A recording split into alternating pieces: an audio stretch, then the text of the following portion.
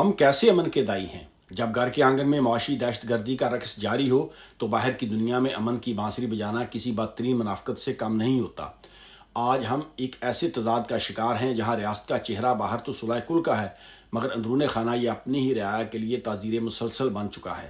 Petrol کی قیمتوں میں مزید 26 روپے کا حالیہ تازیانہ دراصل اس معاشی استحصال کی تازہ ترین قسط ہے جس نے عام آدمی کی زندگی کو سانسوں کے بوجھ تلے دبا دیا ہے۔ پیٹرول کا تقریباً 400 روپے کے سطح کو چھونا محض ایک عدد نہیں بلکہ اس غریب کے خوابوں کا جنازہ ہے جو اب 2 وقت کی روٹی اور اپنے بچوں کے اسکول کی مسافت کے درمیان ایک ہارے ہوئے جواری کی طرح کھڑا ہے۔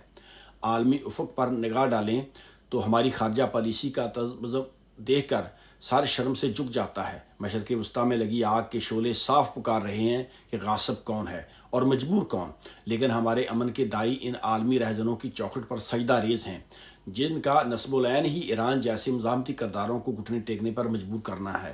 ہر صاحب بصیرت جانتا ہے کہ یہ جنگ ایران نے شروع نہیں کی بلکہ یہ تو امریکہ اور اسرائیل کی جانب سے مسلط کردہ وہ جبر ہے جس کا مقصد خطے کی خوددار طاقتوں کو اپنی مسلطوں کی بنٹی میں جونکنا ہے۔ ہم امن کے سفیر نہیں بلکہ ان صہیونی عزائم کے خاموش صورتکار بن کر سامنے آ رہے ہیں۔ یہ کیسی امن پسندی ہے جو اپنے پڑوسی کی پیٹھ میں خنجر گھونپنے والے کے ہاتھ مضبوط کرنے سے عبارت ہے؟ ہم دنیا کو یہ تاثر دینا چاہتے ہیں کہ ہم ثالث ہیں، مگر حقیقت یہ ہے کہ ہم ان طاقتوں کے اعلی کار بنے ہوئے ہیں جو انسانیت کے خون سے اپنے اقتدار کی ہوس مٹاتی ہیں۔ ملک کے اندر کا منظرنامہ کسی اقتصادی حکومت خانے کا منظر پیش کر رہا ہے۔ جب مہذب دنیا میں قحط یا جنگ کی دستک سنائی دیتی ہے تو وہاں کی حکومتیں ڈال بن کر کھڑی ہو جاتی ہیں۔ جرمنی اور فرانس جیسے ترقی یافتہ ممالک سے لے کر ہمارے پڑوس میں بھارت تک جب بھی عالمی منڈی میں تیل کی قیمتوں نے سر اٹھایا، وہاں کی ریاستوں نے ٹیکس ریلیف اور سبسڈی سے لوگوں کا بوجھ ہلکا کیا۔ اس کا بوجھ براہ راست رعایا کی جیب تک نہیں پہنچنے دیا۔ بھارت نے روس سے سستا تیل خریدنے کی جرات دکھائی تاکہ ان کا کسان اور مزدور سکھ کا سانس لے سکے، مگر یہاں کا باوا آدم ہی نرالا ہے۔ یہاں کی اشرافیہ خود شکاری بن کر عوام کا تعاقب کرتی ہے۔ پیٹرول پر لیوی اور سیلز ٹیکس کی صورت میں جو بتا وصول کیا جا رہا ہے، اس کا مقصد IMF کی خشنودی اور حکمرانوں کی شاہی پروٹوکول کو دعاں بخشنا ہے۔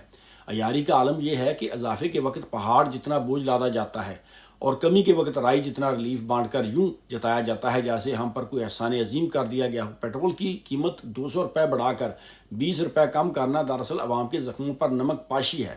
ستم بالائے ستم یہ کہ سیاسی وابستگیوں کے وہ اندھے پیروکار جن کی رگوں میں غیرت کا لہو خشک ہو چکا ہے، ان ہوش روا قیمتوں پر بھی جس طرح اپنے آقاؤں کے گن گاتے ہیں اور اپنے ہی معاشی قتل پر شادیاں بجاتے ہیں، وہ انسانی عقل کے لیے ایک المیہ ہے۔ جس معاشرے میں جبر کو مقدر اور ظلم کو مسلط مان لیا جائے وہاں تبدیلی کی ہر کن دم توڑ دیتی ہے۔ امن کے دائی بننے سے پہلے اپنے گھر کے اس معاشی دوزخ کو ٹھنڈا کرنا ضروری ہے۔ جس ریاست کے لوگ پیٹرول کی آگ میں جل رہے ہوں اور جس کی حکومت عالمی استعمار کی باندھی بنی ہوئی ہو، اس کی ہر سفارتی کوشش محض ایک سیاسی شعبدہ بازی سے زیادہ کچھ نہیں۔ امن کی شروعات گھر کی دہلیز سے ہوتی ہیں۔ اگر آپ اپنے لوگوں کو سکون کا سانس فراہم نہیں کر سکتے تو دنیا کے بڑے فیصلوں میں آپ کی آواز کی کوئی اہمیت نہیں۔